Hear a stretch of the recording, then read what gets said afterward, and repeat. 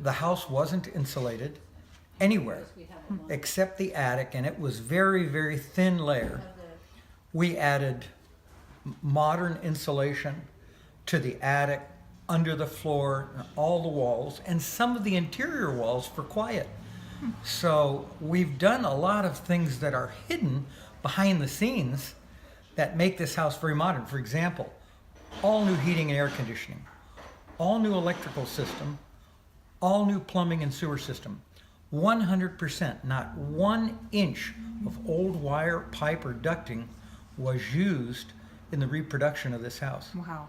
So we are meticulous about architectural integrity, but we were also meticulous about energy efficiency and modern conveniences without showing it.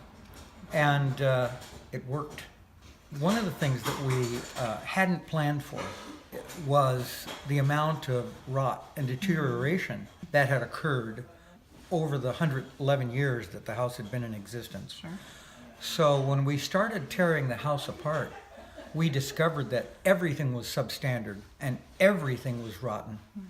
The floor was bouncing because it was substandard. We added a substantial number of additional support piers under the home and replaced all of the old ones. We added new floor framing. The perimeter of the house was sitting on a wall that was rotten, and we replaced the whole wall under the floor. Between the foundation and the floor, there's a wall in this house. And by the way, architects in those days did that to raise the house up so that one could have a porch with stairs. Of course, one with more steps was more affluent in those days.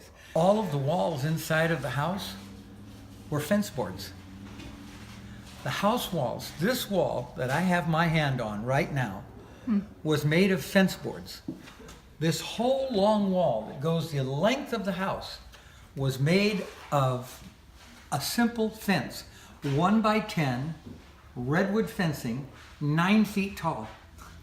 And the walls that held the fencing were just like the walls that are outside that hold the fencing in the yard. Oh my God. So we had to completely rebuild all of the walls in the house to bring them up to the current code. Well, the same held true for the ceiling members, the ceiling framing. They were 3 feet apart. The rafters on the roof were 3 feet apart. So we had to add new ceiling joists and new rafters everywhere. We rebuilt the roof so it wouldn't sag. It was sagging quite badly. We resupported it and brought everything up to a building code. And that's all before we did any of the electrical or plumbing or any of the modernization.